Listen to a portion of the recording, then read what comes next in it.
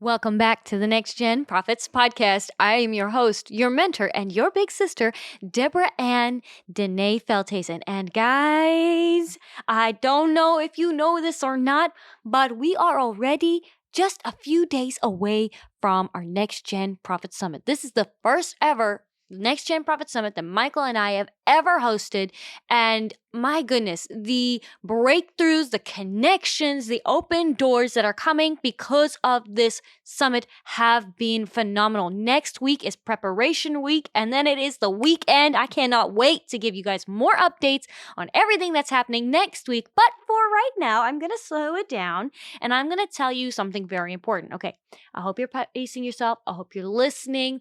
Write this down. This is a word from your big sister for you and your prophetic process. Okay, I need you to go to www.myprophetictribe.com and I need you to order your online Meerkat Pack ticket for this summit. Okay, and I'm going to tell you why you need to book your ticket for this online summit pack. Okay, I'm going to tell you why.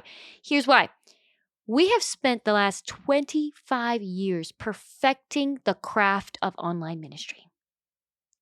1999, we released our first online prophetic school, our first online course. And since then, we have been on the cutting edge of every social media online tool to make your experience in our ministry, in our tribe, as excellent and as interactive as possible. And when you come to this NextGen Prophet Summit, you're going to be in the room right from your living room.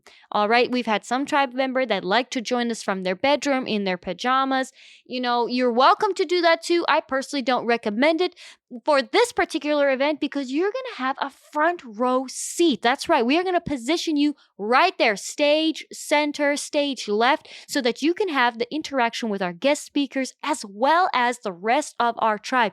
You're going to see them popping up on the camera to say hi, talk to you, get to know you. And then we're going to go into our interactive group projects. That's right. You're going to not just be in your own breakout room on Zoom. You're going to be in an actual group project live with one of our groups right there with our guest speakers, with our team, as we continue to accelerate you in your prophetic process. So I want you to go to myprophetictribe.com and book your online ticket.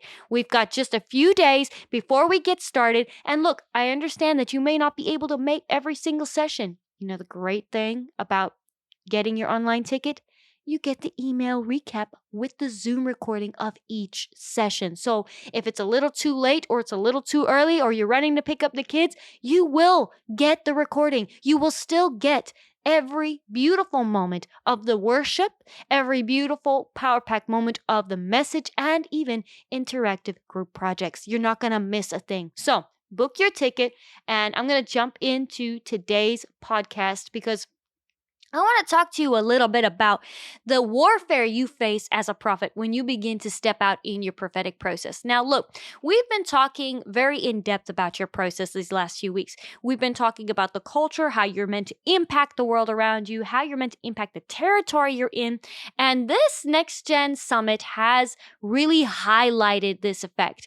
I want to give a shout out to Rochelle Holly, one of our tribe members who has organized a 24-hour prayer wall with the tribe from all over the world to pray through this summit, to pray you and your prophetic process through. So make sure you get there, you get that ticket to really interact with her. Give her a shout out on Facebook or on social media if you get an opportunity to, because this woman has rocked the floor and swept the floor with the devil, because that's what we've been having to do. When we as prophets get together and we collaborate with one another in warfare for our process, we do a couple of things, okay? The very first thing we do is we don't take on the hordes of hell alone. Now, I'm no war expert. I didn't go to military school and I did not go through the military, but I'm pretty certain that the odds of victory are better when you have more than one person going against an entire battalion. And this strategy seems to work pretty well throughout the Bible and throughout history. When you have key players taking on an entire army, working together, experts in their field, you are going to see breakthrough. Even David and his mighty men wasn't one mighty man going up against the Philistines, wasn't one mighty man going against the Amalekites and all of those people. No, he had his tight-knit group of mighty men that would go to war with him, and they came against the hordes of hell. They came against every work of the devil. They came to steal, kill, and destroy every gift that God had given them. And when you as a prophet are going through your process, sometimes you forget that God has connected you with battle buddies, with those who are meant to pray you through and through with you. We need to collaborate as prophets. We want to see the kingdom come on earth as it is in heaven. Then you need to collaborate with a fellow kingdom-minded prophet, somebody who will pray with you. This 24-hour prayer wall has really revolutionized the weight that Michael and I have felt. We are active in our warfare and praying through. But when an entire tribe came together at our back to pray through 24 hours a day, for some of these guys, because we have so much tribe, it's only 30 minutes a day. 30 minutes out of their day is impacting the lives of hundreds and thousands of people. Every single one of you listening to this podcast episode right now have been impacted by the prayers of our tribe. And when you come together with that battle buddy that God has been aligning you with, you are going to see that kind of breakthrough, not just in your life, but in the territory God has positioned you in. The second thing you need to keep in mind that when we begin to go and face warfare as prophets in our process is one of two things, okay? This warfare is going to come from either A, the territory which you're meant to be taking, okay? If God gives you a territory that you're meant to take ownership of, those who are currently living on that territory with their squatters' rights are going to push back against you.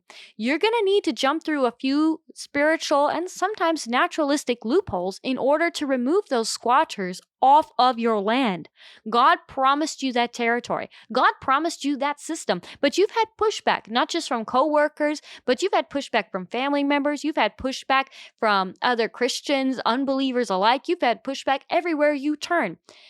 Welcome, NextGen Prophet. That's called warring for your territory. And you're going to need strategy on how to identify what is pushback from the devil versus what is pushback because you're taking on too much. Because sometimes as prophets, we do that. We feel the warfare, we see the work of the devil, and so we try to take care of all of these different camps at the same time in this territory, and we end up being a little overwhelmed. So start by being strategic on where you are warring for your territory. Start with one area and allow God to progress your prayers. Allow Him to evolve the revelation of where you're needing to war, where you're needing to pray into, and also what is some internal warfare where you're upsetting people. Maybe there's open doors in your own life that you have that you need to be closing. I remember working with some of my tribe, and that was the craziest thing. They'd done all this external warfare. They rebuked words. They came against the principalities, and they came against the prince of the region and the witches of the region, and they did all of this stuff, but they still seemed to be coming under so much attack. And we sat and we prayed together, and the Lord revealed that there was a little bit of unforgiveness there was a little bit of pride that they needed to deal with. And just that one prayer time to deal with that unforgiveness, to deal with that little bit of pride that they had overlooked or were not aware was there, caused the floodgates of heaven to open, and they began to see so much breakthrough in their lives and in the territory they were called to impact. Don't underestimate that internal warfare, you guys. When we can get in right standing with God, you are going to see incredible breakthroughs come to pass. Now, the third part of our warfare we need to be aware of when we are warring for territories is that this land did have a previous owner. While you were not praying for that or taking ownership for that territory, somebody was. Squatters, they will find a place that's thriving, that's going to provide them the shelter, provide them the resources they need to thrive and survive. And when you come back to take back ownership over that land that God gave you, they're not eager to give it up. So make sure you are making actual investments into that territory God has given you every single day. Not just doing the spiritual warfare and prayer in your prayer closet, but being active to build on that land, such as, okay, maybe God's given you a ministry, make some social media posts every single day. Have a live every single day. Write a book. Maybe God needs you to write a book. Maybe God needs you to go out and serve in a church or serve in your community somewhere. Maybe God needs you to go and create actual relationships and connections with people that are going to open the doors for bringing God's say over that territory. When Michael and I were positioned in the medical system, that's what happened with us. We could do as much prayer as we liked, but eventually we had to talk to the doctors and nurses about the health of our children. Eventually we had to talk to the respiratory therapists about the treatment they were giving to our children to make sure that they breathed okay and they survived. And with that interaction came wisdom and revelation. When we spoke to them and we gave them license to heal our children, we gave the Holy Spirit license to give them revelation on how to heal our children. Sometimes we underestimate the power of a simple conversation. Sometimes a simple conversation with somebody is the open door God needs to begin speaking through them. That one interaction that you think is so silly or not important is what's needed to open the door. So don't be afraid of that. Go outside for a little while. Go for a walk. Talk to that cashier. Ask that awkward question. I'm going to share one more story with you, and then I'm going to wrap up this podcast. And this is kind of a very embarrassing story. I remember it was shortly after I'd had my babies. We'd come home. We were all healthy and at home and making strides forward in our future. And I went down to the little mini mart with my spiritual brother at the time, Nathan Barry. And the woman, the cashier behind the counter, she had every single sign that she looked and was pregnant. And having just been pregnant, I recognized a lot of these same symptoms, a lot of these same signs.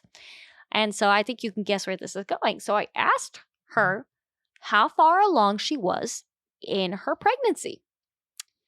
Cue the awkward silence for a few seconds as she comes out to say, actually, no, I'm not pregnant. I've got this really terrible disease that makes me look pregnant and is basically can kill me.